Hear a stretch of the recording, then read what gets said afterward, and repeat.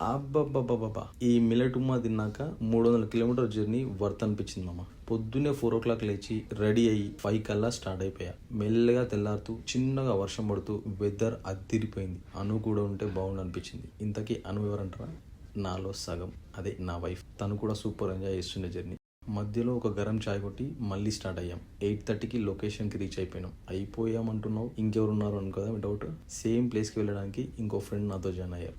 లొకేషన్కి రీచ్ అవ్వగానే వేడి వేడిగా పొగలు కక్కుతున్న మిల్లెట్ ఉప్మా ప్లేట్లో పెట్టారు మామ.